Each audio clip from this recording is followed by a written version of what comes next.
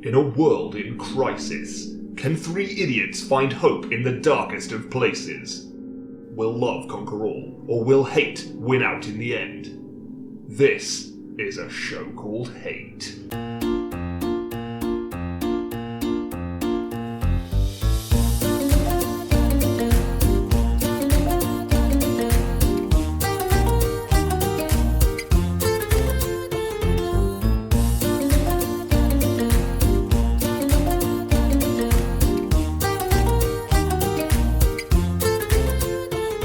Hello and welcome to A Show Called Hate, a podcast in which we explore love, hate, and everything in between in search of greater meaning and perhaps a little perspective. I'm John. I'm Nick. It's just the two of us. It's just the two of us. Just the two of us. It's actually just really nice to get through the intro without being attacked. It's always something with him. Yeah. Yeah. And I'm like that guy, you know, on the playground when someone's bullying someone else. And I'm like, this has come up. Yeah. And I should be the one who saves the victim. Sure, know? yeah. But I just don't do anything. No, I just want a quiet life. I just want to keep my head down. I don't want to get in between because he'll just turn his wrath on me, and then then I'll be He's a fickle god, basically. Yeah. But he either tries to hand you something, or throw something at you to throw you off, or just put a gurn at you sometimes. Yeah, he does that a lot, yeah. Yeah, to be honest, his resting face is a bit of a gurn, so he just looks at you sometimes. Generally, he's progressed to throwing, stacking, or giving. He likes to do a stack. Yeah, that's true. Handing you something it brings him a lot of pleasure. Yeah. What brings me pleasure is knowing that when his beautiful baby boy arrives, he certainly won't have to put up with a small devil who makes his life hell. No, certainly not. No. No, that is the revenge we all. How'd you like it now, you little shit? Which is why he's not here. That's why he's not here. Yeah. I don't believe he'd mind me saying that at the time of recording, there is no baby yet. Not yet. No, everyone's just kind of waiting patiently. I think what he would want is for this podcast to be a sort of like time capsule of every part of his glorious baby's life. And I think he would want us to be talking about the state of his pregnancy right now. Well, the really wonderful thing is that we've pretty much got 18 years of content now guaranteed. That's true. Which is lovely. Yeah. So true. Which is grand because in 8 years of recording, we've just about put out 4 years worth of content, which is amazing. He would have been here. Yes, but he's right on the cusp, and by that I mean his lovely wife is right on the cusp. Yes, I mean she's really doing 90% of the work right 80%. now. 80%. Yeah. Let's not give her too much. She's chipping in basically. Yeah, she's definitely doing her bit. Yeah, but they're the household is basically hunkered down now. Yeah. At the time of recording, actually when we last recorded, he was basically saying there'll probably be a baby by the next time. Yeah. we do an episode. Hasn't quite happened yet. Nope, he's a liar. Everyone's waiting. Hard to imagine a Ray kind of arriving in their own damn time and that's very true. Really making a scene. I'm assuming probably that the baby will come between this episode's recording and our next episode's recording. That's pretty much guaranteed. Because if it's not natural, it's inducing or whatever else. Yeah. So at that point, do you think there's going to be a period where we have a lot less Chris Ray on the pod? That's really the question, isn't it? Yeah. Yeah. And in which case, what can we do? Can our listeners survive the sudden uptick in quality? Well, this is the thing. Partly that. Partly, I know there are some listeners, because they have dared say this to my face, that they don't listen to episodes when there's only two of us on it. So they're not hearing this now. Regardless, exactly. Yeah. So to those people, well, fuck you. We're trying. We're here. We showed up. Yeah. You're the ones who didn't show up. You're the ones who backed out. I mean, cowards. Chris Ray and his lovely wife, they're dealing with a late baby at the moment. And we're having difficult days as well. Yeah, actually. Yeah. I ate a burger and then I felt a little sleepy afterwards today. That's been my Everest. Yeah, I had a random spike of anxiety I can't explain, and it ruined my day, and I don't even understand what it was. I know. And beer makes it go away, but that's all I have. But is this? What am I trying to say? I don't know. To these people who aren't listening, frustratingly, maybe they do have to listen to this bit though, because they have to know that it's just a 2-person episode. So to the people who aren't listening, are you basically saying now's a really good time to get out? Either that or fucking buckle up, right? Because it's either us two, yeah, or nothing. because it's for the next potentially as many as 5 or 6 episodes. It probably is just going to be me and you. I do like this kind of like almost like chip in, like for the war effort, like kind of like exactly. Shut up, It's hard for all of us right now. Dig for victory. Yeah. Remember that poster? I mean, it's me in that bandana and that shirt, flexing that muscle. Oh, no, that wasn't dig for victory, was it? No, that was like the that was the ladies one. We can do it. We can do it. For some reason I thought. Anyway, picture that one. We can do it one, right? But it's me. Yeah. And I'm holding a microphone, right? And then your tiny face is just behind me because it's us two, right? No, it's you holding a microphone, flexing. Yes. And I'm like a tiny figure screaming as I'm crushed in your bicep. Or maybe you are my bicep. So your little my face. And you're like, hey. And it's us too, and we can do it. Yeah, we can do it. We can have dig, it all. We can dig for victory. We can dig into my muscles for victory. We can do it. It's getting funny because we're basically the same age, and we grew up. So that means we grew up in the UK at around the same time. Indeed, basically went to similar schools. Indeed, probably have the same curriculum. Yes, and like a significant part of primary school, like kid stuff you learn. Yeah. Did you do a big segment on like the Blitz? And I'm pretty World War sure II? we did. Yeah. I don't remember it very well, but no. Yeah, I remember seeing. That's where I remember all those posters from. I know, but I was just saying, like, isn't that weird? Like, I don't know anything about the complex systems that led to the rise of fascism in Germany in the aftermath of World War One. But I can name several kind of British government inspirational posters that were put up. Like you can say it's propaganda. Propaganda, yeah. Like there's that one about not gossiping on the bus. Yes, keep mum. Or something like that. And loose lips sink ships. That's it. Yeah. Yes. And there was like the walls have ears was another one, I think. And there was like literally a cartoon of like little ears sprouting. It's kind of gross actually, sprouting out of walls. And then I think like a little Hitler mustache on the wall there. Which is a nice little touch. Now, I want what I'm about to say to be taken entirely in context. Cool, that's a scary preface. Hitler was a bit of a gift to the art department, wasn't he? I just visually. No, you're right. Yeah, like you are. I've thought this before about some politicians. Maybe I hadn't specifically thought about it for Hitler before, but I do agree with you. Yeah. Like, and this is where we will save this particular segment. Yeah. When a character, a real person is a monster. What a real character. He was a real character. He was a real fictional, non-fictional man. Sure, yeah. When they are a real life monster. Yes. For example, Hitler, perhaps, or Boris Johnson. I don't know. Let's just put those two in the same sentence. That's fine. Silly hair. You want them to be able to be drawn easily in such a way that A, they're recognisable, but B, they look fucking stupid. And it was a gift for both of those people and many others as well in history, I think, that they looked the way they did because we could take the living piss out of them with our drawings. And particularly like, say you'd been drafted to the Second World War. And I would often say to people nowadays, like, I wish I could draw. I can't draw to save my life.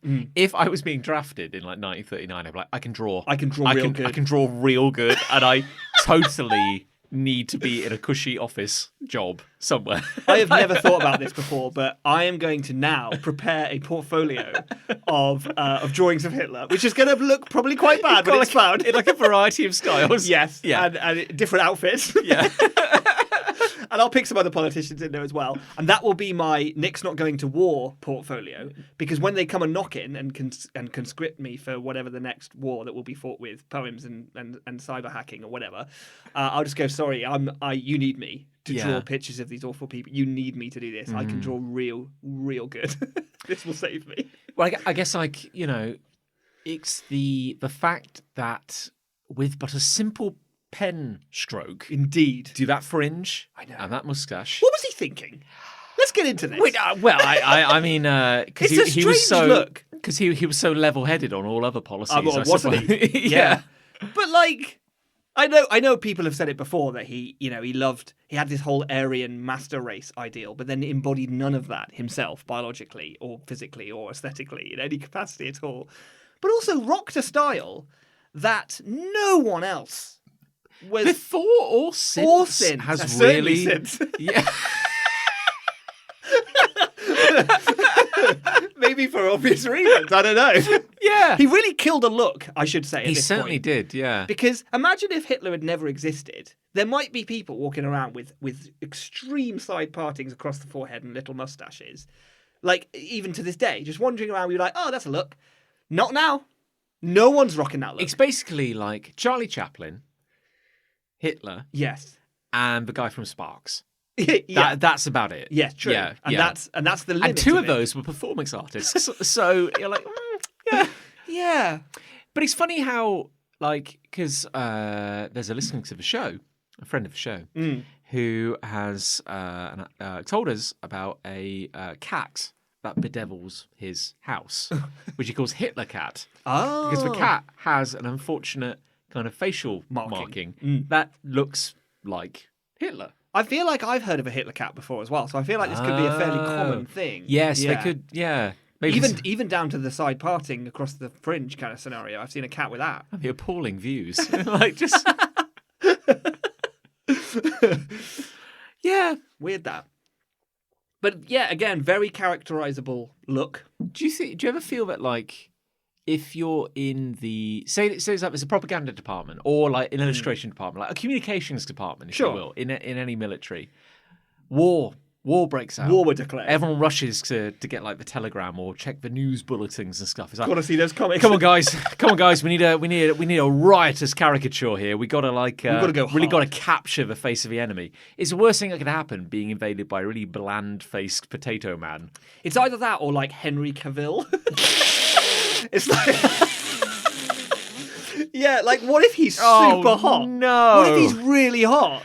Like, this absolute monster has declared war on the entire Western world. We must, but we must fight back. We must, but also we must portray him as, but also, as damn, ineffective and weak and ugly, yeah, and pathetic, but he's riding topless on a horse with his hair trailing in the wind. Good Lord, he's sparkling. Like, it's a man who it's impossible to draw a bad picture of. But no, I like your idea of like a pale oval of a man. You know, like the most banal potato-headed man you've ever seen. He looks like everyone. Like, because that's a caricaturist's worst nightmare.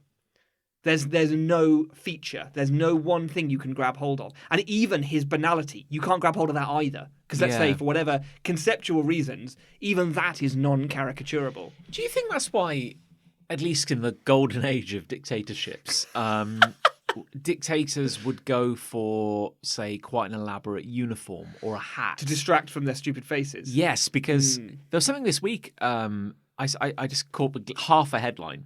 This is how much attention I was paying. It was like head of army that had just basically a country's recently had its government overthrown. Okay, Great. I don't pay attention. No. I'm a bad person. I this don't know is less who than half or an where. anecdote. Yeah. But the point is that like head of party that's led the coup d'etat appears on television, declares himself president, and I just see a bland-looking man who was nonetheless wearing a very silly like hat. And he's got a lot of medals. Yes, he's really lent into that because if you took off all those things, he'd be like the template for a Guess Who like figure. Yeah, you know? He's the one you never get because he doesn't have glasses. Yeah, he doesn't have hair, but he doesn't have no hair. No.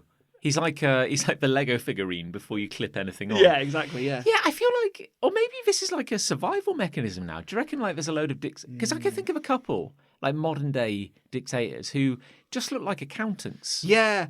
Like, it's weird that they could just be an ordinary person because I'm so used to like my leaders or my politicians or whatever to be these wacky, goofy, weird-looking people. I mean, take Tony Blair.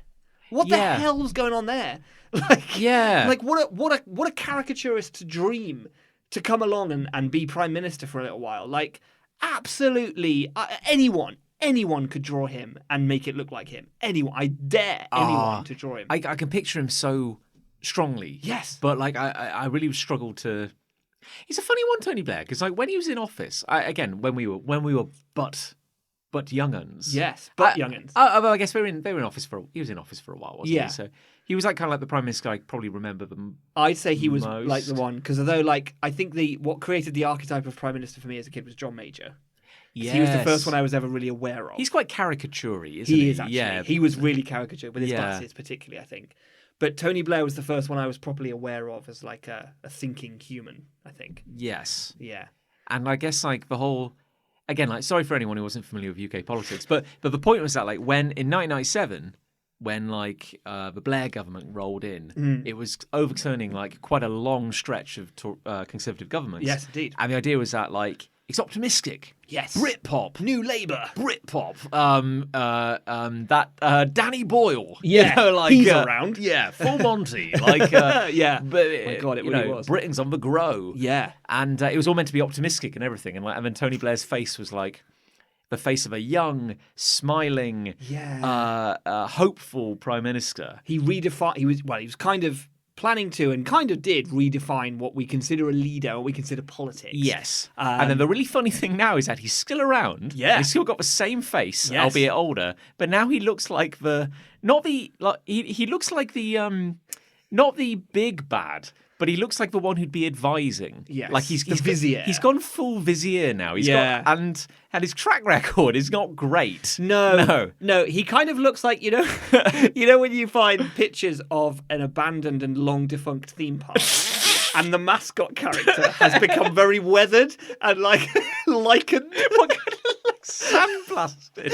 Yeah, he looks like no. that's like, because in a way, isn't that a lovely analogy / metaphor for what has actually happened? He arrived with promise and Yes. optimism and joy and a smile on his face, and now he is a husk and a failed promise. Really, Yeah. yeah, yeah. Wow, that got real.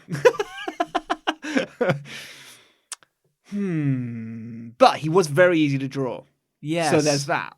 There's definitely that. I feel I could. I don't know. Now you're kind of. I feel like I could draw John Major. from I memory. feel I could. Yeah, I could draw Yeah. John Major. I feel like your optimism that anybody could draw That might be bold. is challenging because I think I could draw John Major. Yeah.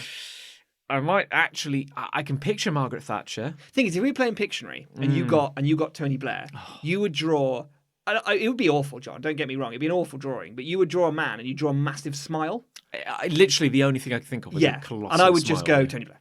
Oh, interesting. And I think maybe you wouldn't draw a photorealistic or even slightly accurate drawing of Tony Blair, but I would get it immediately just from that. Yeah, yeah. And then of course, here we are. We had Gordon Brown.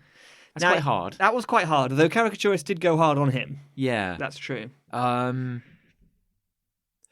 remember people saying that in Shrek 2, when Shrek gets briefly turned into a human, Yes. it looks a bit like Gordon Brown. Yes, that's very true. Yeah. A better looking version of Gordon Big Brown. face. But a very big head and A face. big head. Yeah. Not necessarily a big face. Not, Like, yeah, kinda- true. like- yeah. A And lot then, of meat on that head. I think we had David Cameron. Who's dot-eyed moon face. As I think Charlie Brooker put it. Which is the greatest thing I've ever heard. He does look a bit like a thumb that like you drew like a little face on. Yeah. Yeah. But also, like, I feel like his forehead goes out and his chin goes out like a crescent moon. Yeah. So he has, like, in profile, he is a crescent moon. Yeah. I think. And I yeah. feel quite comfortable saying like bad things because of what he did, said, and ushered in. And was. Yeah. Yeah, very true. And then it was was it Yeah. Theresa May? It was Theresa May. Mayhem. I'm sure. Theresa Yeah. Mayhem, yeah. Um, She, again, was very effectively caricatured, but I think she would be a tougher job overall. yeah. She was kind of just an older woman, really. That's really all she was. Then it was Boris. Was it? I'm losing track of all our awful I know. prime ministers now. Well, we had so many in such a small amount of time recently, but I do think it was Boris after that. Then it was Boris, and of course he's a caricaturist's dream. And he's been being caricatured for so long because he's been in the arena for so long Yeah. without being a prime minister. He's always around. He's always around Yeah. and always making a scene.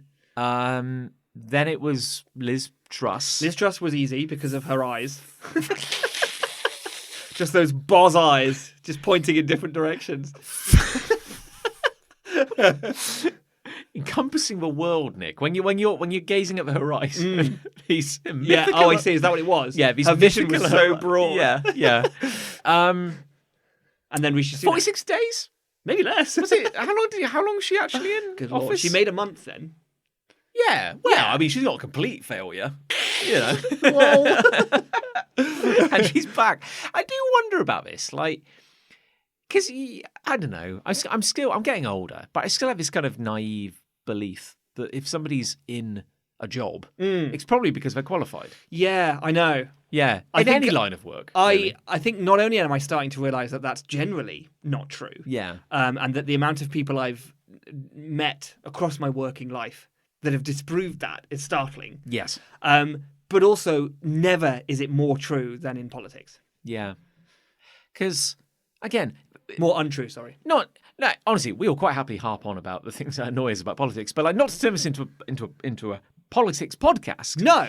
But Or. I just want to touch on the fact that wasn't her big like financial credentials, if you will, that she wrote a pamphlet at university.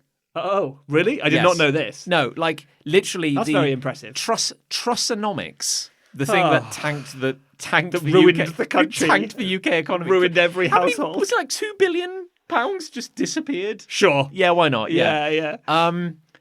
So actually, I think 2 billion might be charitable. Like I think a lot of money just disappeared because of that. Yeah. But yeah, like she wrote not a paper, Or certainly not a book. not a book. No, No. I believe a pamphlet, Okay. which was literally like Did she fold it thrice? homestapled. as Homestapled, well. very Yeah, good, Yeah. very good, yeah. Ran it off on a photocopier. Yep. Used her best crayons.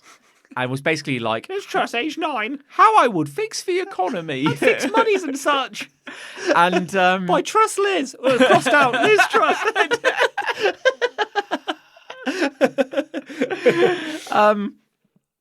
and then yeah. And then here we are. And then Skip to the end. oh God. Smash cut to a kind of dusk ravaged wasteland Yeah. as we're picking up the pieces. Yeah. Yeah. Good Lord. So I guess the moral here is that there's hope for anyone. There's hope for caricaturists. Yes. Start learning to caricature if you want to not be conscripted, because we need you. We need you. That's the government speaking. Yeah. I don't know then. I guess like AI can't do caricatures. how many Or maybe absolute it can. hunks do we have in politics? Oh, that's a great question. 0. There's was a real kind of like you go the real "Phew, looker. I despise his politics, but phew." Some people said that about Rishi Sunak, but I didn't really get that. I mean, he's still. I mean, he's also by comparison. By comparison, I mean, he's yeah. a real looker. Like if he had to date one of the recent Tory Oof. prime ministers, That's a shame. and he'd pick up the tab. Yeah, but he doesn't know how chip and pin works, so we'd have to struggle for a little bit. yeah. Well, his butler would. His butler would his do butler it. would. His pay, butler would yeah. do it, yeah. Yeah. Can't leave this room until we think of one Really? attractive God. politician. Good Lord. Because I think some people would go, oh, Keir Starmer, he's got a sort of like, he's got a chiseled head. But I don't think that's a good-looking chiseled head. I think it's still kind of a gammon Bless him. head. Bless him. There's also that element of he always looks like scared, like you're like Yeah, he does. He always Yeah. looks alarmed. Or like he's been caught out or embarrassed somehow. Yeah. Like he's got red, rosy cheeks all the time. Here's a question for you then, as a people, like or just as humans, like, and regardless of what like politics or left, right, whatever. Yeah.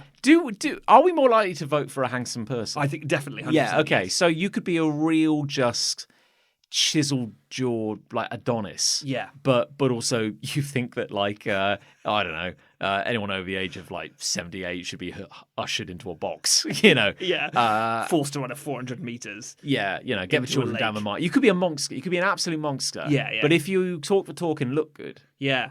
Well, it's like the movie Air Force One cast Harrison Ford as the US president. Yes, indeed. And Yeah. I think that was quite a hopeful Yeah. step.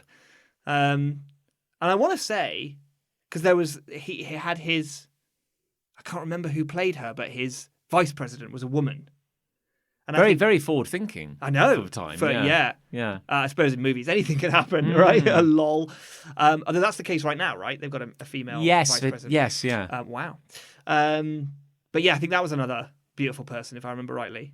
But I can't remember. I want to say Gillian Anderson, but I don't think it was her. Someone like that. Anyway. Holly Hunt could have been. Could have I been. honestly can't remember. She'd be a good vice president. Sure. Yeah. Yeah. She's commanding. She's Yeah, got that kind of like. that's true. Yeah. But yeah, like just imagine if someone who looked like Harrison Ford was like Prime Minister of the UK. Just imagine that.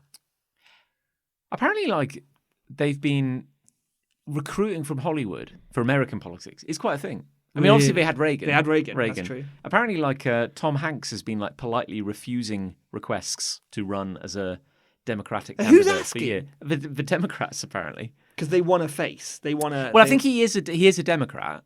Okay. But also, like, I think everyone's like, he's Tom Hanks. But this is even more proof of your earlier point about how, like, you don't have to be good at anything in order to be a politician. Like, just because he's Tom Hanks, so therefore he would be good because he's Tom Hanks. I guess, like, he would certainly know how to deliver a speech. He would probably, and he probably has some opinions. Yeah.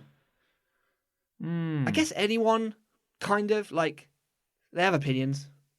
Like, and if you know how to stand on a box and say stuff, I guess that qualifies you. I guess like any prime minister or president, it's just a figurehead. Yeah, like they're just a spokesperson for a conglomerate of views and opinions, I suppose. Yeah, I think I guess when Reagan was made president, that would have been for that time equivalent to if Tom Hanks was made president today, right? He was a big name, wasn't he? Yeah. I think he was kind of like a bit past his prime. Okay, I think, but he was very recognisable. Just imagine if that happened. Imagine if you got like Clint Eastwood.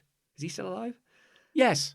I think that would probably be a really bad president because he likes guns a lot. I think he really likes them. Quite right wing, I believe. Yeah, I mean, good for some. Well, don't want to judge everyone. Someone would enjoy that. Yeah. I guess. Sure. The what's the UK equivalent of Clint Eastwood? Yeah, it's not what's his name? The guy who's in all the Guy Ritchie movies, who's really tall. He's always got a big gun. And he was a footballer. Oh God, Vinny Jones. Vinny Jones. Yeah. Is that our equivalent of Clint Eastwood? Oh Christ, I don't know.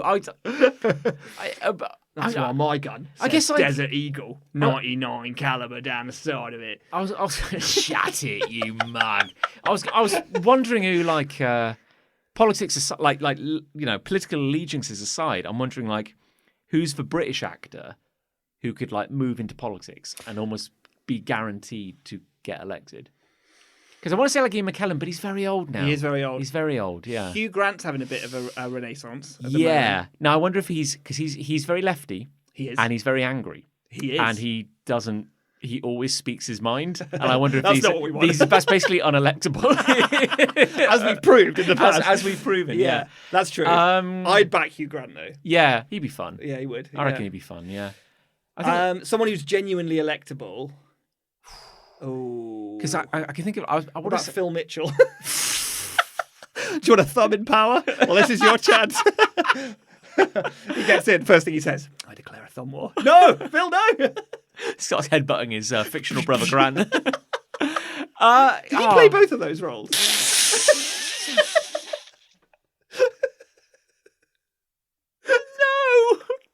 Pretty sure he did. They weren't twins. There's no evidence. They weren't twins. They were two separate characters. I can't remember. We've alienated anybody who isn't the UK. That's I mean, fine. talking about UK politics is one thing. Talking about actors on EastEnders is another thing entirely. Yeah. Who could be president, prime minister? President. Could be president. Why Phil Mitchell. stop? Yeah. Yeah.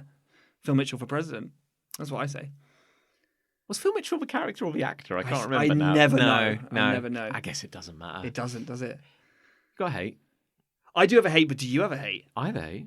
I mean, why not you? I mean, I've got a hate. Well, I mean, we both have hates. The thing is, like, this is a new era for the podcast where Chris Ray isn't here. We're free. And I want to introduce a more polite. I want you to have the first hate. Nicholas, no. Yeah. You see, but now I'd feel bad taking that opportunity. Well, I hope so. Yeah.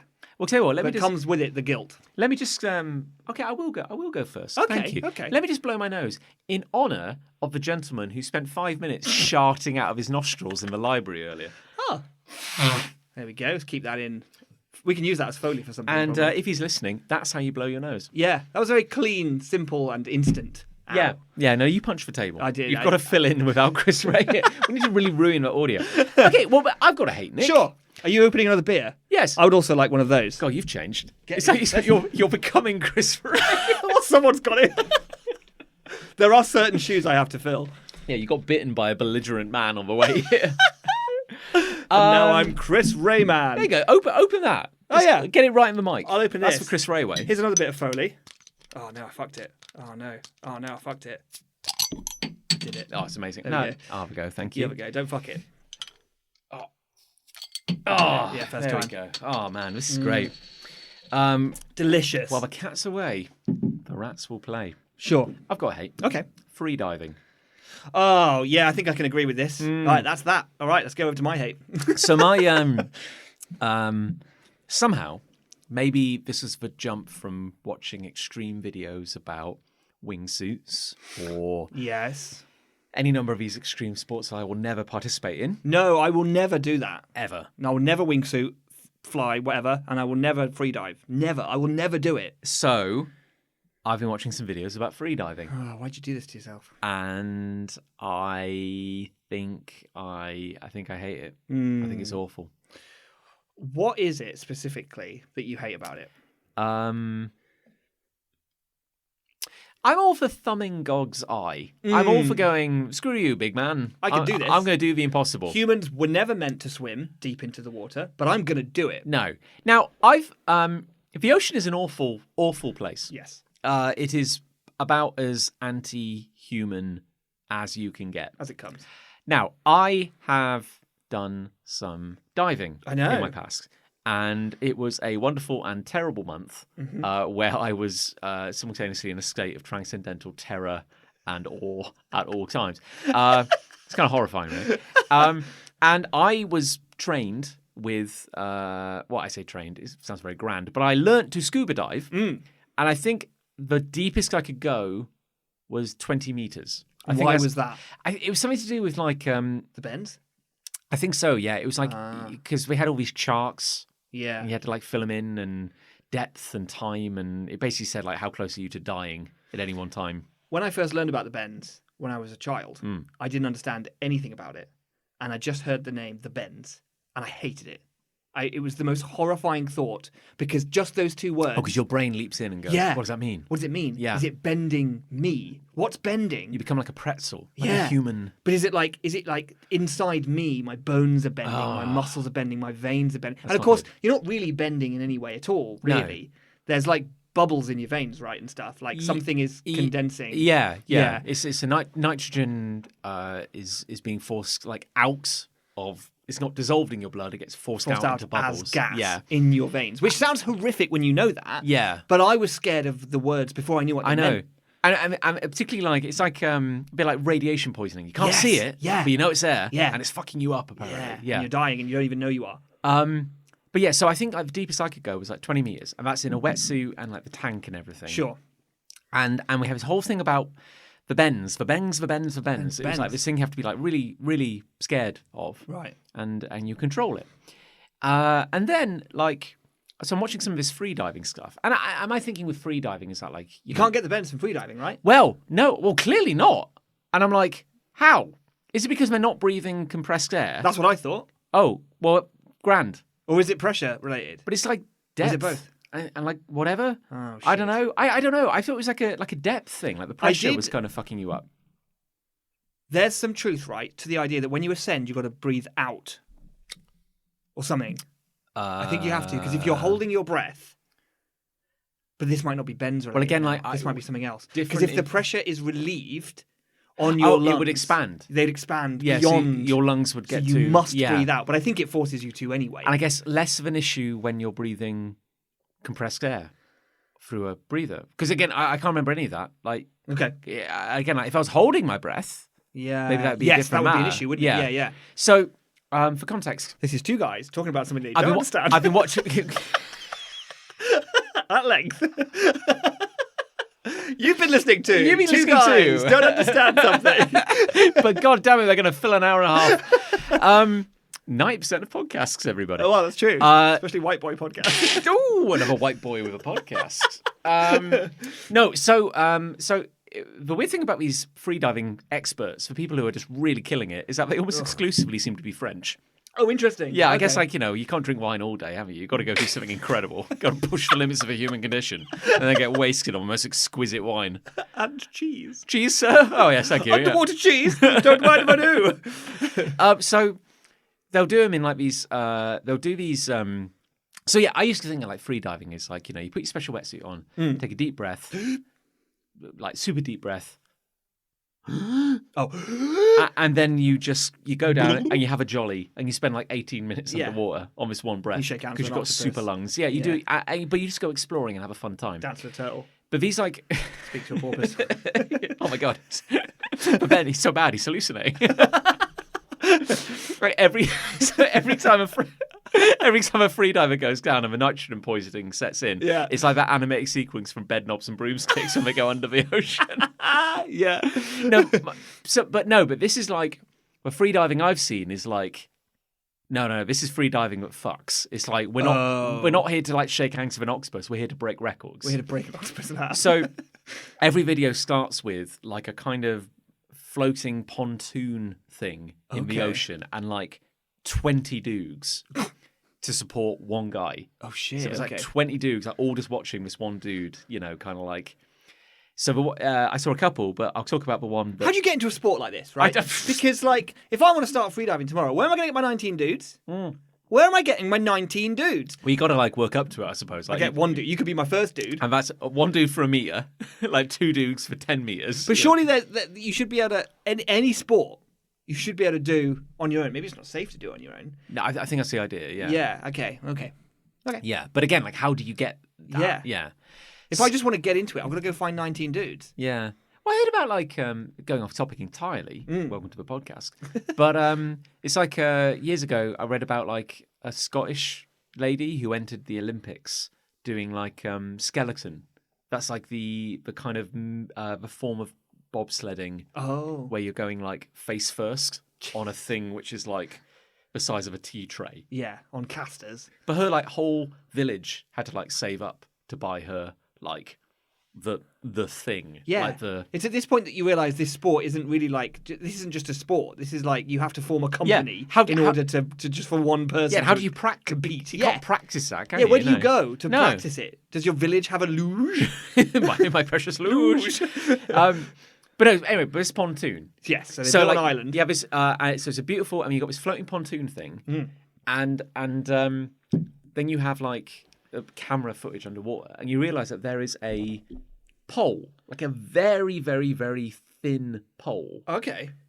Going down. Deep into the water. Yeah, like from the pontoon, it's just going down. Okay. So I've seen 2 approaches to this. I see. And each one starts with a Frenchman, like just he finishes his cheese. Yeah. Like chucks a croissant over his shoulder. For luck. has a tiny glass of sherry, you know. And then throws the fluted glass into the sea. This one's for you, Poseidon. Oui, oui. La cassis avec la mer.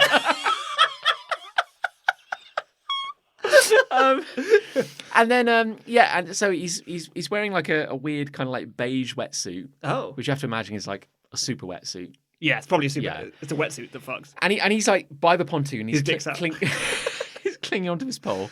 You know, he's ushering the cheese board away. Yeah. And he puts his goggles on, you know, and he's making his final checks, and he kind of goes, and he starts hyper breathing. Yeah. You know, like really like super saturating his lungs. Yeah. And then he's got a mono flipper. So he's got he's like a mermaid. Yeah, like a mermaid. Yeah. And then so I've seen one video is he takes a deep breath, final breath, plunges underwater, instantly head down, and starts swimming down into the abyss. Great. But holding the pipe. Kind of like gliding down the pipe. It's like a guide. Yeah, line. but he's going head first downwards. Head first down. Sure. Yeah. Okay. And that's going to be like, I guess, to stop you kind of wobbling or deviating or wasting energy going down. You don't have to navigate, you just have to go down. So you've got to go straight down. So I saw that one, and he went pretty deep. I won't tell you exactly how far, because then I saw another video where this guy smashed it. So I think this is the world record. This guy went down to 145 meters. Shit the bed. So it's not like, this is not shaking hands with an octopus kind of territory. No, this is fucking an anglerfish kind of territory. This is fucking a kraken. So, no, but this guy's this is completely different. So this guy's thing was, he's still got his team of like 20 people. And there was like a bit of text popped up at the start saying like, you know, he was in training for like 2 years to get to this point. Right. And there's a pontoon and he's holding the pole. Okay. But this time there's like a weird kind of like platform on the pole, because this pole that's going down into the abyss. Yeah. There's like a weird kind of like topper. Like underwater that he's resting his feet on. Oh. So he's going to like 140. This is going to be a world record attempt. So he's like, he's preparing, he's getting his breath ready, and then a signal goes ready, and they flick a switch, and it's weighted. The platform. Yeah, and it drops, taking him with it. Yeah.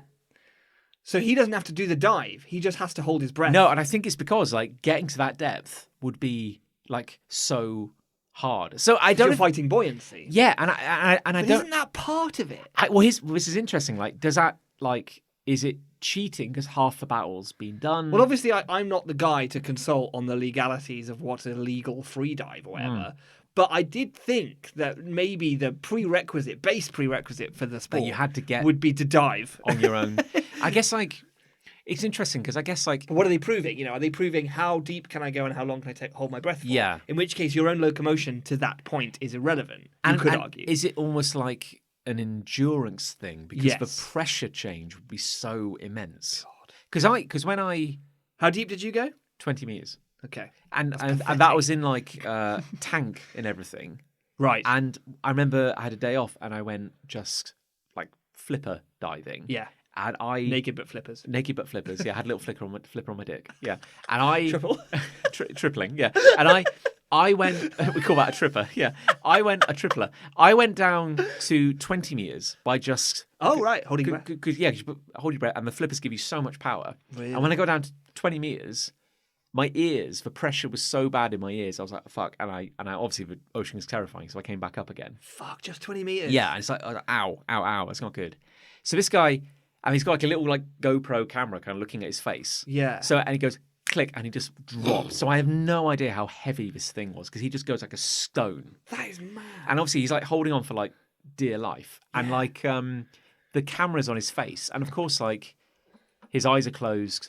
He's obviously holding his breath. Yeah. And like, but you just see his face, and like he's clearly like mentally, like I don't want to say zen, but he's just like he's entirely inside himself. Like Yeah. it's the outside doesn't exist, but he's dropping at such a speed, and literally like his face is like rippling, like a G-force like the kind speed of. and the G-force and the pressure, and he doesn't look like a well man because like his face is just getting so like flopping about and deformed, and of course like this is the point of the video where the exciting music kind of kicks in. It's really kind of like fuck, you know. And he's just like roaring down. Good lord. And like, so I guess he's not doing it under his own energy. But I'm thinking like, wow, this is kind of like, I guess it's a bit like when they put those astronauts in like the spinning. Yeah, the things. centrifuge thing. Yeah. Yeah. So it's just going down, and the meter count is going like 100 meters, 110 meters, 120 meters, and he hits 145 meters, and it just like stops because that's how far they obviously planned it. Right. And then of course he's got to swim back up. Oh, of course. Obviously under his own power. Yeah. I want to know how they get that little platform back up. I guess it's still attached to the pole. I guess they pull the pole. Pull the pole up? I don't know. Okay. Yeah. But it's so also, he has to pedal back up. and now. of course it takes him a long time to get back up. And it's okay, so he's putting some effort in. Yeah. I'll give him that. And the weird thing is like, when they're coming up, they don't do it as quick as you'd expect. And I wonder if that's like a kind of bends thing. They'll almost like go up. Or also maybe partly in order to reserve energy for the journey. Yeah. You know, like, yeah. But you got to think about the horror of it. Like, you know, because fighting the panic of going like, I just want to be up. And what's weird is that because of course you have that team of like 20 people. And you know, several of them are wearing tanks. And some are. To go get him. And others are not wearing tanks because I guess they're free divers as well, but not like going to that depth. But like none of them have the equipment. They're obviously not on the platform. So none of them are equipped to go to that depth. Oh my God. To get him. Yeah. And this is the weird thing I really don't understand because I remember like I did the basic training, which means you can go to 20 meters. The advanced training took you to 60. Okay. And you had to have like a special tank. So, yeah, how are you getting down to 145? I know. He should be dead. Oh my God. So like, and then of course he starts the long, laborious kind of travel back up. And he's like, but quite, I don't say leisurely, but he's like moving a lot slower than you'd expect, like him doing these big kind of like wafting kind of pumps with his feet. Yeah. And he's like gliding up the pole, like he's touching the pole. Okay. To kind of like keep using him. it as a guide. Yeah. Yeah. And then of course you see some of the other guys like come down. Oh. To like come alongside him. They're the emergency team, I guess, if something goes wrong. Yeah, yeah. And one cool thing is that like some of them they don't have tanks, but they've got like a little sea bug, like a little rugby ball shaped like drone sort of thing. yeah, like with a fan, like a propeller in it. Oh, that they hold on to. Yeah. Oh, and it So sort of propels them. Oh, I bet that's so much fun. I know. I want to go on one of so those. they're coming straight down, but again, just holding this thing, which is like the size of a rugby ball, just like pulling them down. That's wicked cool. I want one of those. But then, of course, like they're just like accompanying him up then because he's like doing it so slowly, and then, God, it takes minutes. It takes minutes. He'll be bursting, and then when he gets to the surface, he's like, Yeah, or he's yeah. just like, are we? Oh, oui, yeah. Fromage. S'il vous plaît. Une baby belle. And Cassie's. That's just a little Cassie's waiting for him at the top. He just crests the water like sploosh, and he's just like, there's no reaction. He doesn't take a gasp or anything. He just goes, très bien. Someone hangs him a cigarette. Yeah. Yeah, his first intake of breath is through a cigarette. Très bien. You fuck. You absolute fuck. But yeah, he did not look as bothered as you would imagine. I mean, obviously, he looks a bit strange. I mean, he'd done a thing. Like I look when I kind of like, walk Do a big from my... I mean, he gets like a little like okay symbol. Sure, yeah. And then they wait like 30 seconds while someone verifies it. And they're like, yeah, he did it. He's like, oh, yeah. We did it. Très bien. Cassie's fault. To le monde, Cassie. Bloody hell. And then I watched another, you can probably look this up, a National Geographic video about free diving. And this is like a micro movie. It's like 5 minutes long. Okay. And it's like scored with like the most epic music you could imagine. And it's like, this is on a completely different level. I loved this and hated it at the same time. This is, I think, another French free diver. Jacques. Wearing a kind of like big, or actually wearing quite an odd free diving outfit. Because he's wearing like a complete like blue hooded wetsuit. Oh, okay. So he's like complete like smooth all over, like blue. And then he's wearing like, then on top of that, he's wearing like a kind of like little black kind of like pantaloons like over the top. Oh, very good. Yeah, and I'm like, I don't know the purpose other than aesthetically pleasing. Yeah, he wants to look cool. Maybe they're to like keep his balls warm. Like, when he goes really deep. Yeah.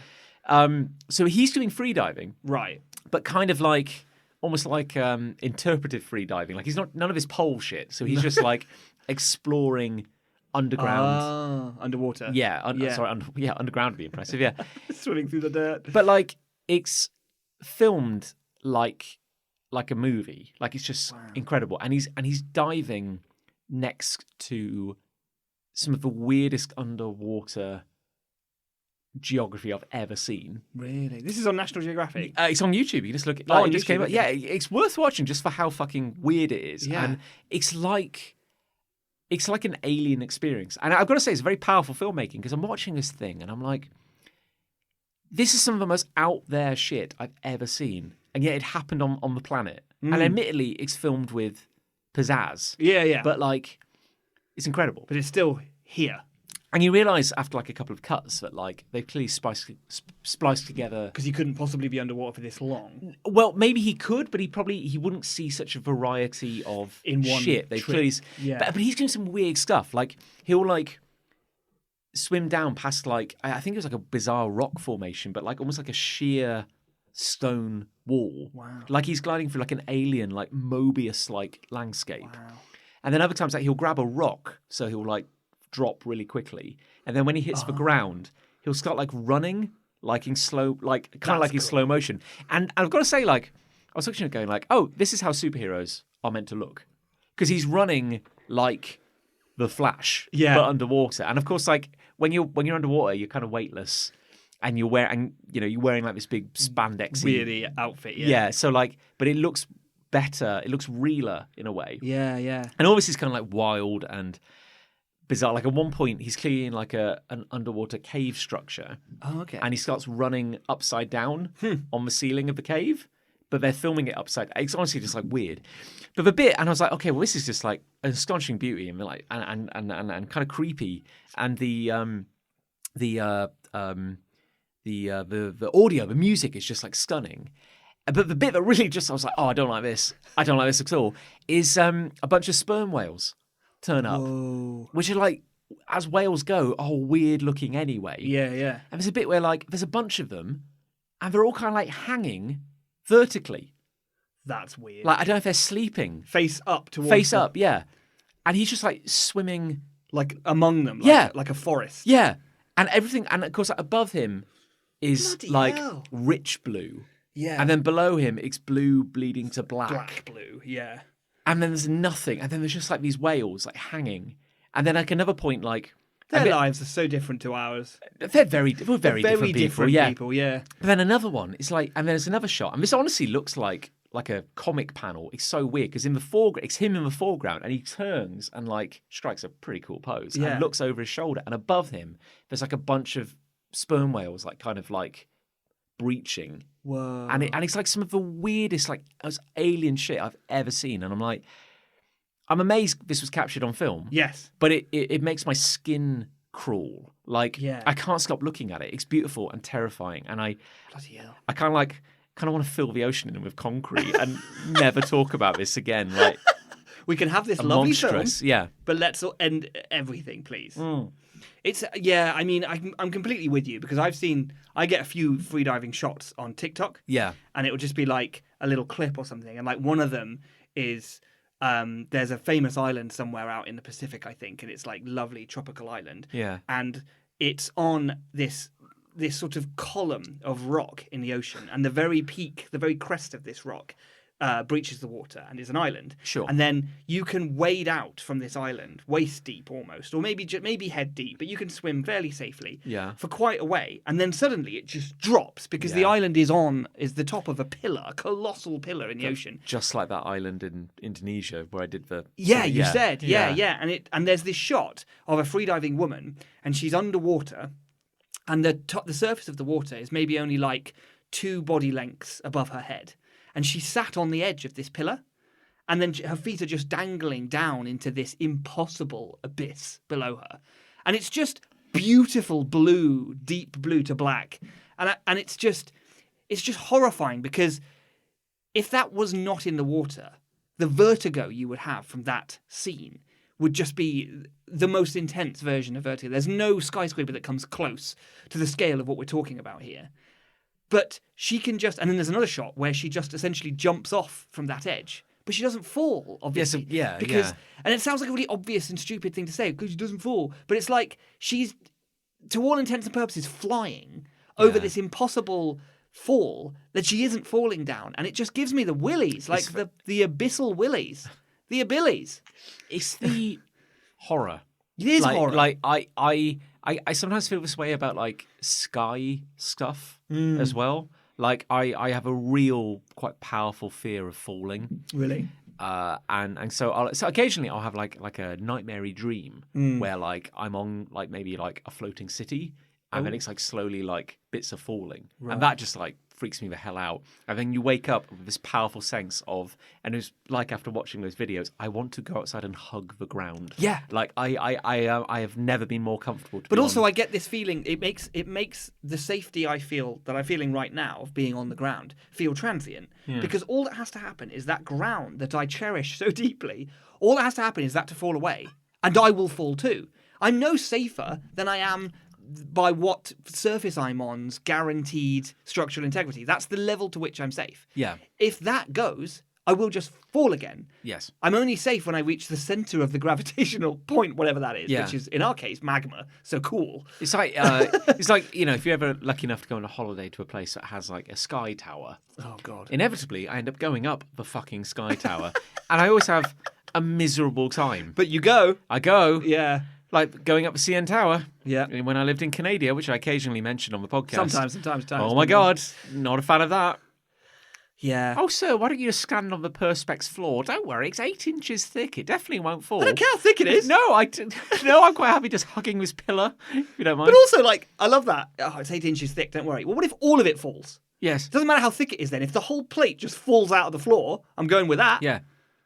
How thick is the glue? Yeah, that's what I want at to know. the edges. How yeah. well connected is this plate of 8-inch Yeah. thick acrylic connected to everything else? That's what I want to know. It's the hubris that worries me. It is because hubris. I'm like, It is. I don't care if 110 engineers or oceanographers or pilots tell me that like X adventure is perfectly safe, and here's the paperwork to prove it. In the event that it fails, I will really only have myself to blame. Yes. Because I could have not come here. yes, because I could have just listened. I don't know. Yes, I could have just stayed and hugged the ground. Then it wouldn't basically. have happened. Yeah, It wouldn't have happened. Yeah. And that's why I'll never do a wingsuit thing, and I will never do a free dive, because when I do it, that's when I'll die.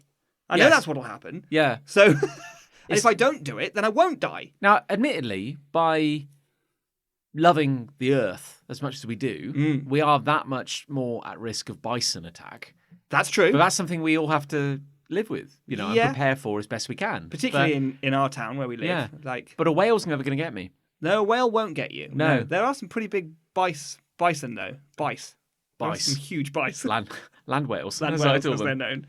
There's a pool, I think it's in the Middle East, and it's a man-made artificial pool. Yeah. And it's for training freediving in. I don't know if you've seen this. Oh, And it's I think I have. obscene, and it's like a square pool, and the sort of cross section of it is maybe about the size of like a tennis court or something like that. So it's quite a big pool, but then it's obviously incredibly deep, and it goes again to black. yeah. But the gimmick is, and this is the only thing that makes me go, "Huh, that's quite cool," is that there's lots of like novelties on the way down.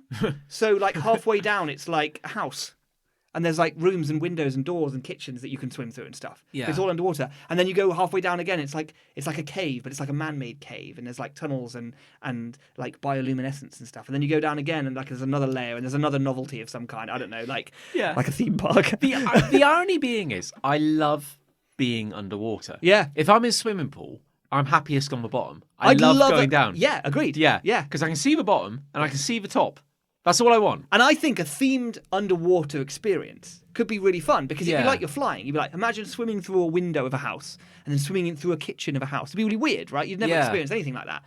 I don't want to be 30 meters down swimming through a kitchen. No. I don't. And the video I've seen of a guy doing it, he's like, he's doing a voiceover, and he's like, "Oh yeah, I was in the kitchen at this point. This was really fun. This was the point I realised I was running out of air." Doing a voiceover. Yeah, this is the point I realised I was running out of air. I really needed to get up, but I was in the kitchen, so I had to get out of the house bit of this pool. So I decided, make it a bit challenging. I'd swim through the kitchen window. I was like, don't make it a bit challenging. Yeah, no, it's Just not, go. Yeah. Just go through the front door of the house and go to the surface. What's wrong with you? I swear I must have said, it's just popped back into my memory, so I'm going to say it again. When I was learning to scuba dive, we had an instructor, and he told us a story about how him and a friend, dive partner, were exploring a shipwreck once. No. And he decided to swim into one of those kind of like, on the top of a ship, you'll get those kind of like those curved pipes. It's like, yes, yeah, like a funnel kind of thing. yeah, I don't know if it's like Yeah. ventilation or like it goes up and to the side. And in like old movies, like characters used to hiding them. Yes, all the time. Yeah. on the deck. They're kind of like a Yeah, vent yeah. of some kind, yeah. So he saw one of those and he swam headfirst into it. Bad idea. And got stuck. Oh my God. And he couldn't get out. And he realised his only hope was to wait for his dive partner to realise he was missing and come back and find him. And so he just had to Wait. and conserve oxygen and stay still.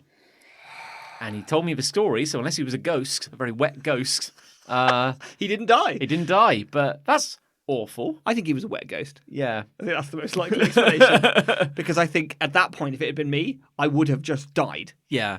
Like, not from anything specifically. I would have just died. Yeah. Probably out of choice.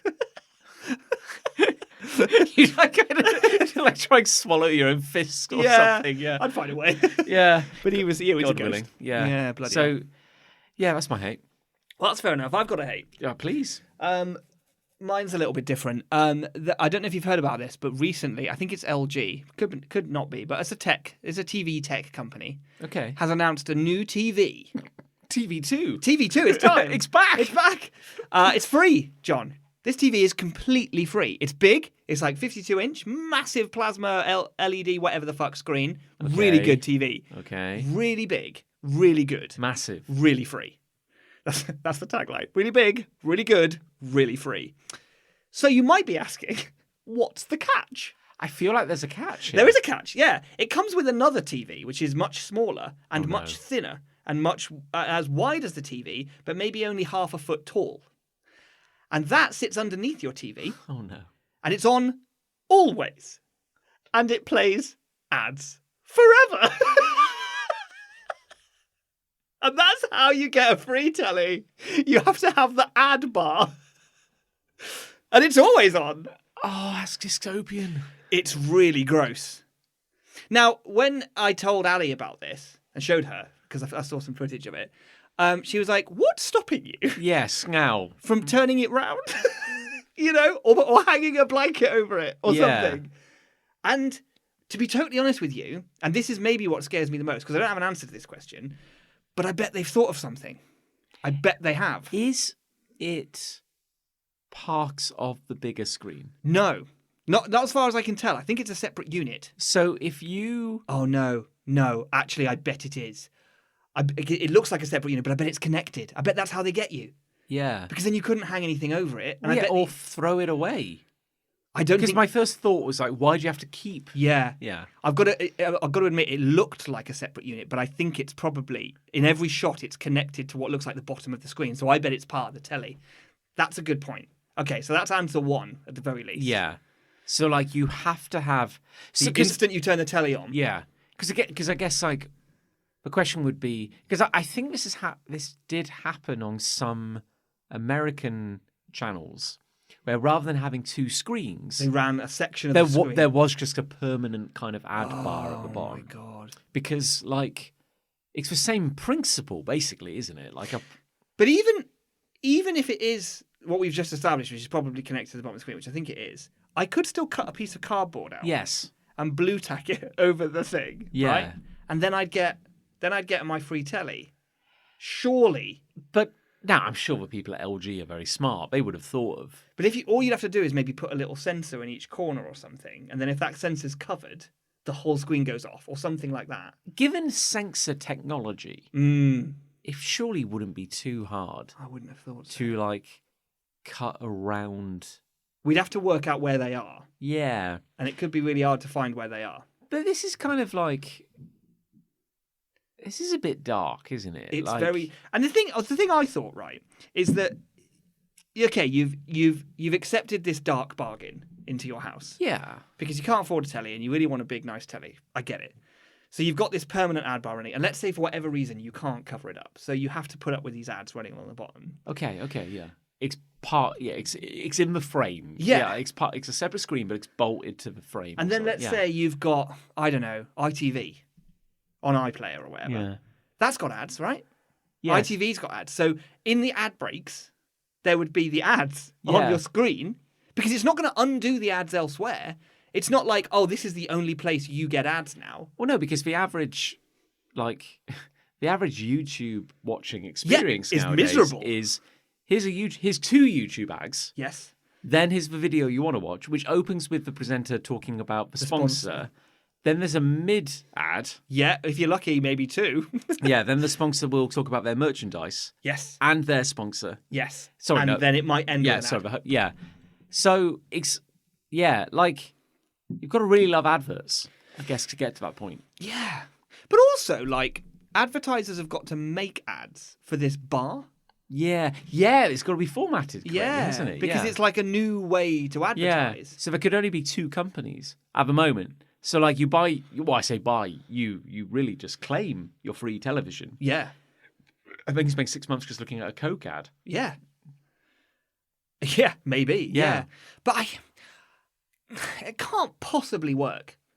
Like, it seems like an experiment more than a... Maybe it is. Maybe it is. But, like, I can't imagine seeing anything on that ad bar and going, ooh, I'll buy that. Ooh. Honestly, I can't. Like... Because out of spite, I wouldn't. No. I'm a spiteful person. Yeah. Yeah. But I think by nature of your spite, and my also spite, we would never take this deal. Even if we couldn't afford a telly. Yeah. We'd probably just do without a fucking TV. I know, it's kind of like... I feel like this can't work. Like even for them as a company, I feel this can't work. I feel like it proves that advertising is running out of ideas. Yeah. And it's becoming less and less effective. Yeah. Because they wouldn't even consider this being an option if they were making all the money they needed from, say, YouTube advertising, TV advertising, billboard advertising. They're clearly not getting the returns either they were or they were expecting from those forms of advertising. So the constant need to innovate in the advertising space has birthed this monstrosity. But like, I think like we are getting wise to ads now. And like in general, we don't care. Like I think there was maybe this golden age of advertising where there was the beginning of advertising when everyone was like, "This is a wild novelty, and I've never seen anything like this, and maybe I'll buy things that I see in them." And then there was where we are now, where we're all like jaded by it. But I feel like there was this mid period where advertising was kind of like, people kind of were impressed by it sometimes. There was a merit to making a really good ad, and people would talk about a really good ad at work or whatever. They'd be like, "You see that ad? It's actually really funny." You know. And there was this very small-lived period, which I think all ad executives are chasing now, which is the golden age of advertising when making a good ad meant something. And to be honest, it didn't really mean very much. It kind of feels, but maybe it also felt like there were only like 8 brands at the time. Yes, indeed. So it was kind of like it was a bit of a smaller field. Yeah. But it's like, take the meerkats, for example, right? Compare the market, compare the meerkat, whatever. If you're listening and you don't live in the UK, sorry, consider yourself lucky. Yeah, like you've dodged this bullet. How many years? Unless they've made their way over there. I think it's like 15 years. 15 years of these. Might even be longer than these that. Adverts, yeah. And so, for those who don't know, the gimmick was it was a price comparison website for, I guess, any form of insurance. Yeah. You don't know. You want to get home insurance. You don't know who the best company to go with for your house is. So you use this essentially search engine and you compare the market. Comparethemarket.com. Yeah, and their one of the very earliest ad campaigns they came up with was the fact that Compare the Market and Compare the Meerkat were a jokey, funny, like, oh, you might accidentally type Compare the Meerkat. Don't type Compare the Meerkat. Type Compare the Market, otherwise you won't get the market comparison site. Yes. That was kind of the joke. The joke was the Meerkat is you've steered yourself wrong if you find yourself wrong. And of course, bear in mind, this originated a long time ago. Where, cannot stress enough, the internet was still a relatively new thing. Certainly in the terms of how we see it now. Yeah, so the concept of kind of like mistyping a URL was a rich vein of comedy that we're going to mine for the next decade. And also, mascots were in. Mascots are big. So it's like, oh, we get a mascot and we get a joke. Got to get a mascot. Out of this one thing. Yeah, maybe a joke. Well, they thought they had one. Near joke. Joke adjacent. Yeah. But even like the most cynical perspectives, which we are exhibiting now. We're cynical people. Plenty of people were like, that, like maybe at least one chuckle, like, that's quite a funny idea. I'm not too proud to say I probably chuckled at some point. Yes, the first time, like, that's a funny idea. That's quite funny, yeah. 15 years later. Smash cut to a dusk-ravaged wasteland, yeah. Yeah, and we're still going, and it's still the same meerkat. It's still happening. And it's like, that can't be pulling in the same returns that it was before. Or is it bigger than ever? There's an argument that suggests that they won the mascot war, and through evolution alone, they remain as the apex predator. Because we're now at a point where you can buy these meerkat mascots. You can now just buy the meerkat toys. You can straight up just buy them. And like, how many people know the meerkats but have no idea the actual products they're advertising? Oh yeah. In fact, I until we were just talking about it, I'd actually forgotten it was insurance that they allow you to aggregate. I'd forgotten it was that. Yeah. I just remembered the meerkats, which actually isn't very good for your advertising campaign, I don't think. No, I guess like maybe they're making more money on meerkat merch than they actually are on the original. That'd be interesting, wouldn't it? Could be possible. Yeah. Maybe they should launch like a film or an animated series or something. There's a principle in biology called the Red Queen hypothesis. Ooh, I like this already. Which comes from Resident Alice. Evil. Yeah, yes. Which comes from chess. Which comes from Alice's adventures through the Looking Glass. Oh, that makes sense. And the idea is that Alice meets the Red Queen, who is a queen from chess, and she says something to the effect of, you always have to run to stand still. Okay. So the red queen hypothesis is that basically human evolution, or evolution in general, has been driven by responding to viruses and infections. Interesting. So that we're in this arms race with viruses. All life is in an arms race with virus. A virus comes, it kills a load of us. The ones who are strong enough to mutate and survive and just have a slight resistance to the virus, they live on, their children inherit an immunity. That virus is no longer a threat. But then the virus mutates and a new one comes up. Right. Hence the principle of you are running to stand still. I see. It's like... Right. So yeah, there's a principle, and it's a compelling one. It's not really a theory. It's not you can't prove it, but it's an interesting thought experiment. That the Red Queen hypothesis that like evolution is driven by responding to infections, and I feel this is advertising. Yeah. Like literally, like advertisers are at war with the customers. Yes, because like they come up with a new ad.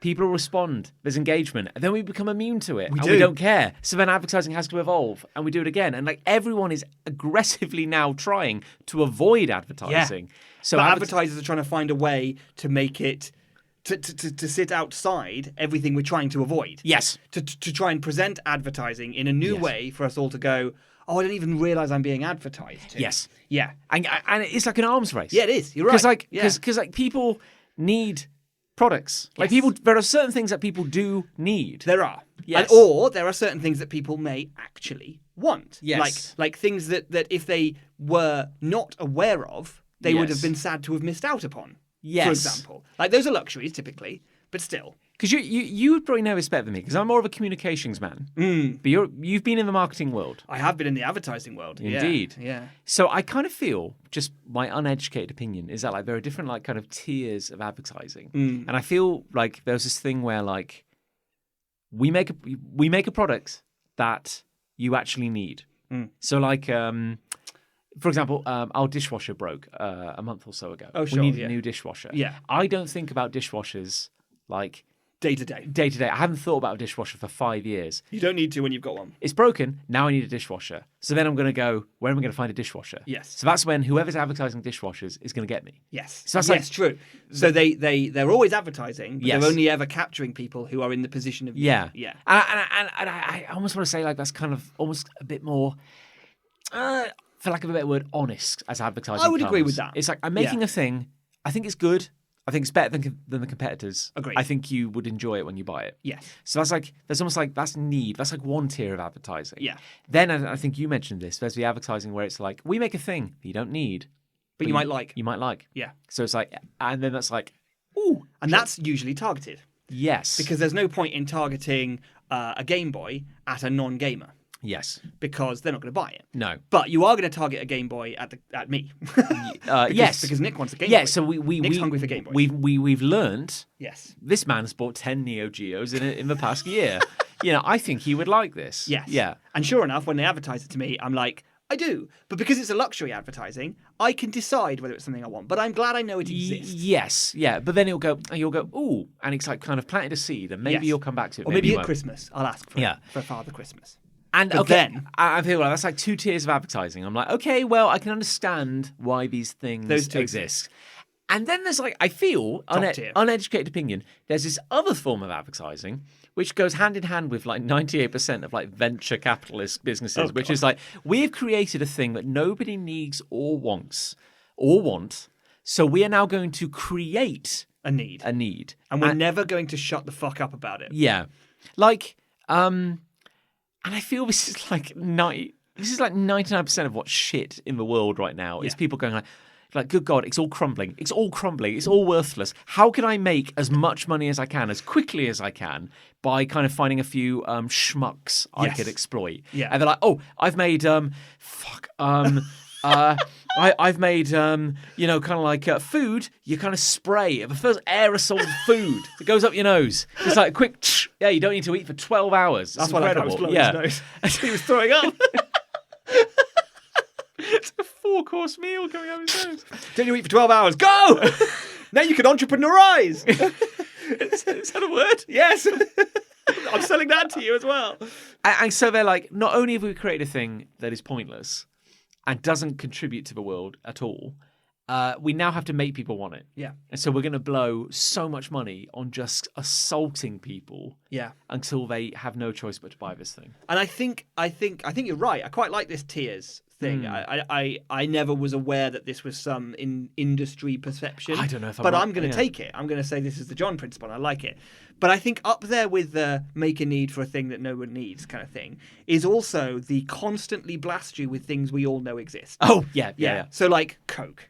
Yes. We know Coke. We know. We get it. We get it, Right, Coke. We get it. I like Coke. Yeah. And I might go to Tesco's and get a meal deal and I might grab a Coke. You don't have to worry about it anymore, Coke. Yeah. I think we're good. Because you've wisely brought this up in the past, and it is fascinating, but like, do Coke need to advertise anymore?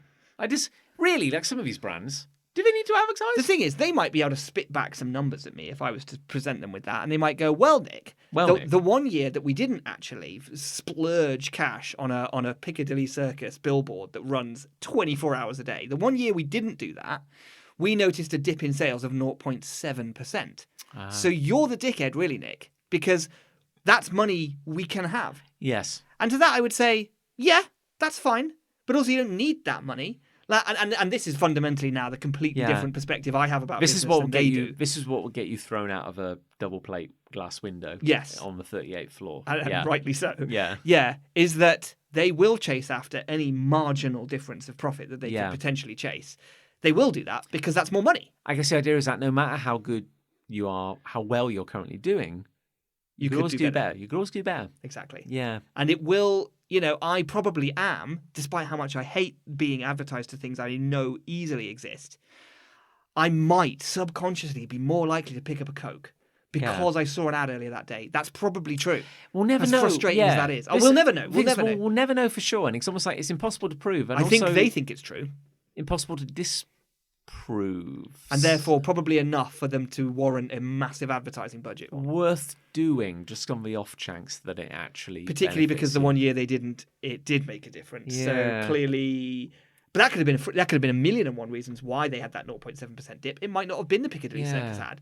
That said, you go to Piccadilly Circus, there is a Coca-Cola ad running all the time, which is absolutely insane to me because that real estate on the Piccadilly Circus displays, I have no idea how much that costs, but it must be catastrophically massive. Yeah. But it's also kind of like you get that space, or you get like a massive billboard on, I don't know, the side of Big Ben or something, And it's like, okay, it's a Coke ad. We've paid for it. We've got it. We've got the prime real estate. We did it. And it's probably going to be a picture of Coke.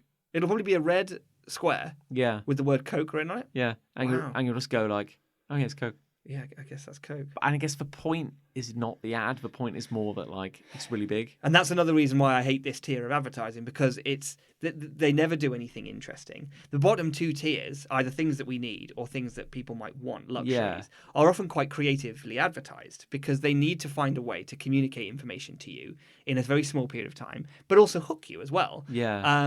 And maybe that hook aspect is the slightly immoral part of it. But even then, it's pretty easy to resist something you know you don't need. Yeah. Like a Game Boy, for example.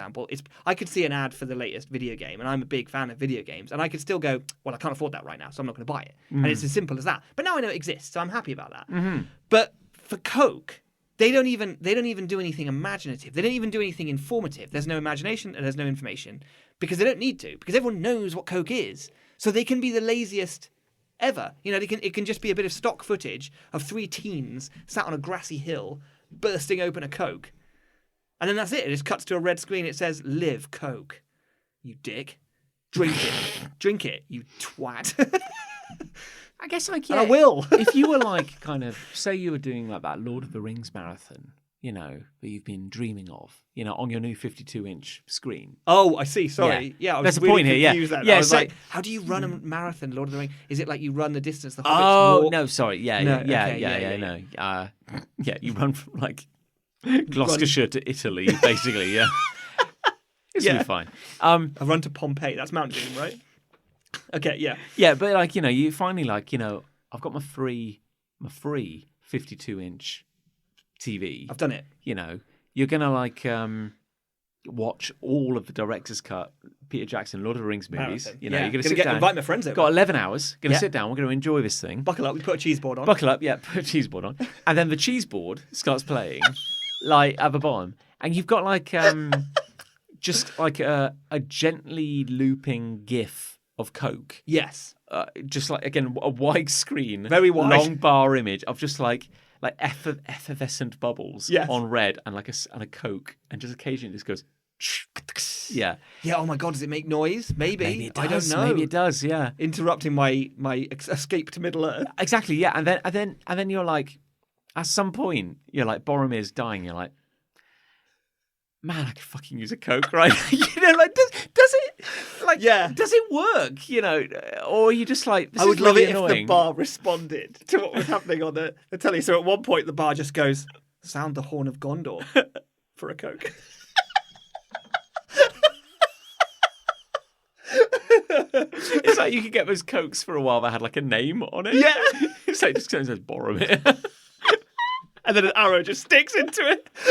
It just sprays Coke everywhere.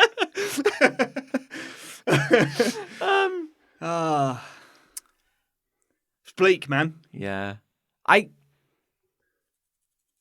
choose to believe that a lot of these things are just weird pieces of performance art. I think you're right that it's an experiment, and I think already it's probably dead. Yeah. I don't think anyone went for it and it's over. The experiment's over. Because surely it'd be cheaper to just say, like, we'll give you a TV, but I'm going to brand you with the Coke logo. Yeah. Like, we have to tattoo you. Like, you can have it. And Darren here, he has a guy with, like, a kind of short-sleeve shirt and and a butcher's apron. He's got a blowtorch and a brand.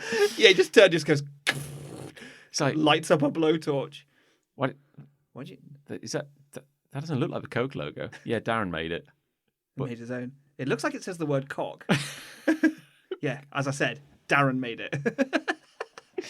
Yeah, come on in. It's pretty simple. You just got to get a croak tattoo. You say croak? What do you say? Did you?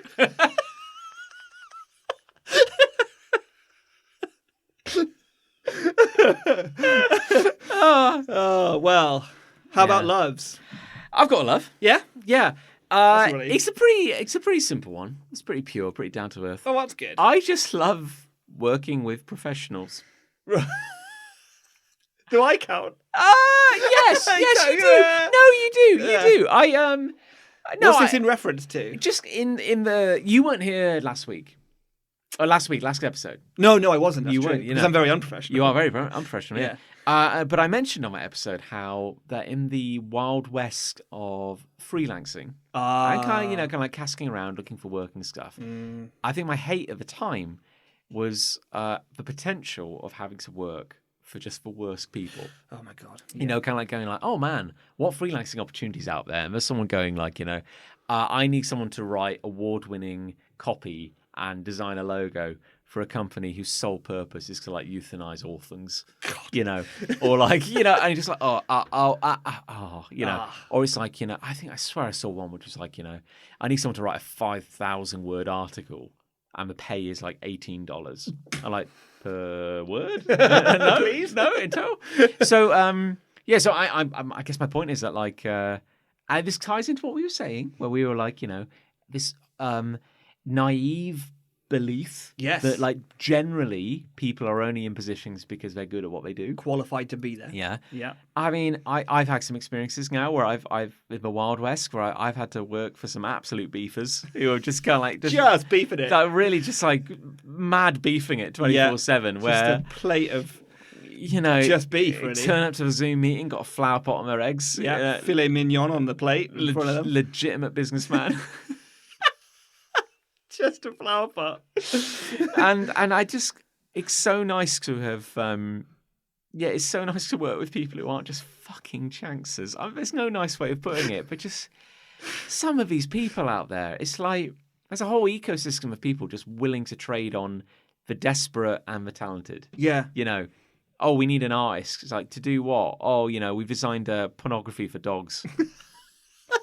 But that's the wild thing, isn't it? Is that they are relying on the desperate and the talented, as you say, but they themselves have nothing to give. Yeah.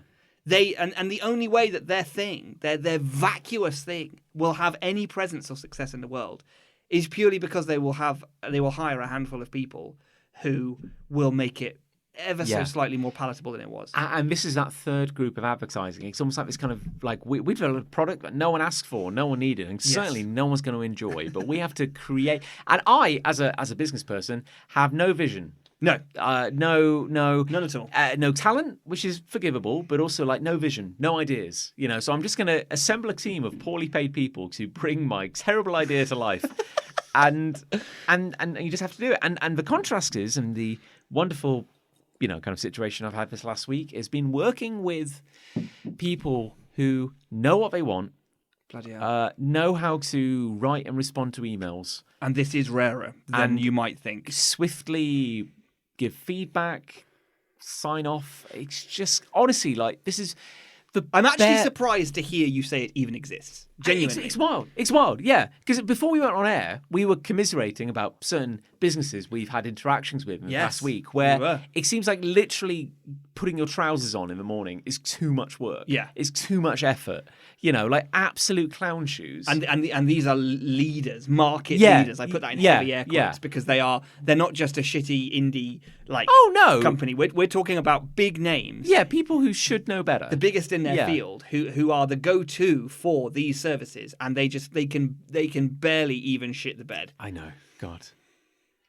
So yeah, I don't know. It's so refreshing to actually deal with people. It's kind of remarkable. Yeah, no, I'm chuffed. It's lovely. Yeah. Well, I'm glad. No, and I you deserve to work with real people. Well, thank you. Yeah, and I do count you among this because we're working together on some stuff at the moment. It's like just so nice to like know what people want. Yeah, and to just trust them to do their part, and you'll do yours. Yeah, and everyone just finishes the job and goes away happy. I think that's a massive part of it as well. Is like, as the commissioner, as the one who is asking for the work, there's got to be an inherent aspect to that, which is that you can't do it, and that you are asking someone else to do it because you want to embrace their skill, talent, ability, whatever it may be. Yeah. And that therefore, maybe when they present you with something, it's not a question of you sticking your fucking oar in and saying, no, I want it to be like this, when you really truly have no vision or idea at all. Yeah. It's really actually a question of you going, no, I accept that because that's why I hired you. Yeah, There shouldn't be that radical a fucking notion, but you clearly hired a writer because you can't write. So when the writer presents something to you, which is the right answer to what you require, you accept it because they know better than you do. That's really all there is to it. And the fact that they do, and that the people you're working with are accepting what you're providing, partly because as well you said that they've effectively communicated what they want. Well, fucking finally, like, why has this been so hard? I shouldn't be like you shouldn't be celebrating this. No, I shouldn't be almost crying with joy when someone responds with a human email. I know, even just communicating by email. It's like, oh, I sent you a direct message on like VidMe. It's like, oh, what the fuck are you talking about? Could you just like be a human, please? Yes, please. No. And I VidMe'd you my response. Then you click on it. It's like a blurry, low res shot of a man like looking over his shoulder and just going, "Yeah, no, I really like the Robinson account. We'll go with that." What is happening? Yeah, Can I just have an email, please? And you have to move in these circles because you're just trying to get by. You're just trying to get by in this workaday world, Nick. This workaday 9 to 5 world. This workaday 9 to 5 world. You're just trying. It's like, God, even just the other day, like someone was like, "Oh, I want you to join my network on LinkedIn." It's like, well, here I am. Okay, grand. I'm already miserable. But you haven't got a flower pot on your head and your profile picture. So yes, I'll add you. And then it's like, grand. That seemed like a legitimate connection. 5 seconds later, oh, I've got a message from them. That's funny, isn't it? It's like, do you want a free website? I'll build you a free website. I'm like, no, I don't. No, actually, I'm fine because this just. No, Jesus. No. It's like we run an award-winning company, and it's like I'll build you a free website. Do you want a free website? I'll rub your back. Do you want a back rub? I'll give you a free website. It's like, no, I'm fine. Okay. Do you know anyone else who wants a free website? What's wrong with you? Put your trousers on. Take the flower pot off your head. When have you ever successfully got work like that? When? Why would a business as successful as your own be offering, by desperately begging for free websites? Yes. In a LinkedIn inbox. What are you doing? What is wrong with you people? Yeah. Where are you emailing from? Just be good. Just go hone your craft. You bought a wheel of cheese and you hollowed out that wheel of cheese and you sat in there with a VTech laptop that you bought from Toys R Us and you're emailing everyone you know, aren't you? That's what you did. Come on. I know your game. It's hard. Okay, we're all trying to survive, but the answer is not to just be a frivolous little shit. I know, for God's sake, just learn how to do a thing. Do it well. Please. Offer a fair price. I'll pay it. Accept a fair price. Just do a thing well. Oh, God. It's so true. It's, yeah. Take the flower pot off. Well, I've got a love. Okay. And I feel like, in a way, like maybe we can round this whole thing off in a lovely sort of way, right? So I don't know if you know the artist and writer Maurice Sendak, but he wrote Where the Wild Things Are. Oh, okay. A children's book. Okay, yeah. Yeah, and I loved Where the Wild Things Are when I was a kid. Okay. And I very recently, in fact today, came across a quote from him. And I love it. I think it represents maybe the highest compliment in the creative field. So I want to read this quote to you now. He said, "Once a little boy sent me a charming card with a little drawing on it, and I loved it. I sent him a card, and I drew a picture of a wild thing on it, and I wrote, 'Dear Jim, I loved your card.' And then I got a letter back from his mother, and she said, 'Jim loved your card so much he ate it.'" That, to me, was one of the highest compliments I've ever received. He didn't care that it was an original Maurice Sendak drawing or anything. He saw it, he loved it, he ate it. He just ate it.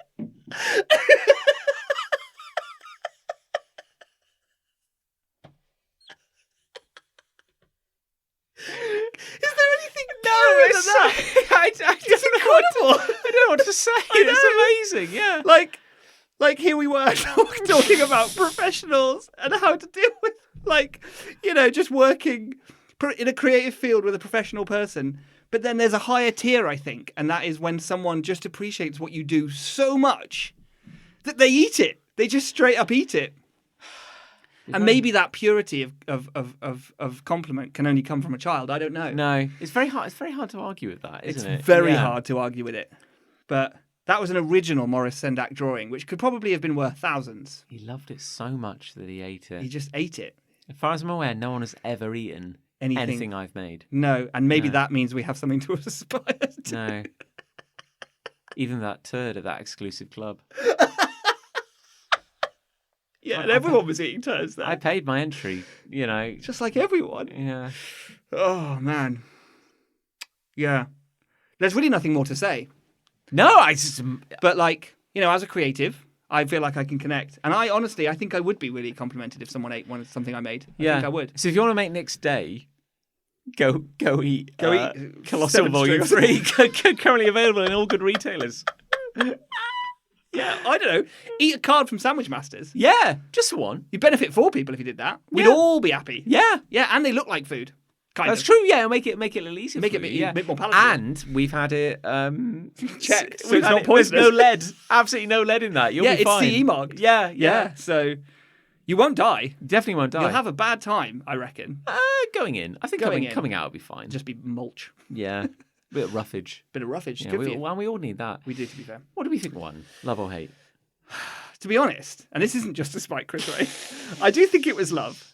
You turned it around right at the end, yeah. Well, no, I think yours was pretty up there because genuinely, I didn't think it was possible anymore. I didn't think it was possible. Oh, they do exist. No, they do exist actually. Good clients Yes, exist. it's standing, and then I was able to finish off that thought. I think with another genuine. That was very pure, creative and pure, but Yeah. also it is kind of creative feedback, but in a purest sense. And there are times where you get those hates, which are so repugnant that you almost don't want to let them win. Let them win, And I don't want to let the ad bar win. No, really. Yeah. And freediving can kind of fuck off because I don't need to go anywhere near that. I don't need to touch that. It's like you can have a free 52-inch television. Yeah. However, 24/7 there will be a very small exclusive film of a man freediving just on the bottom of your screen. Nope.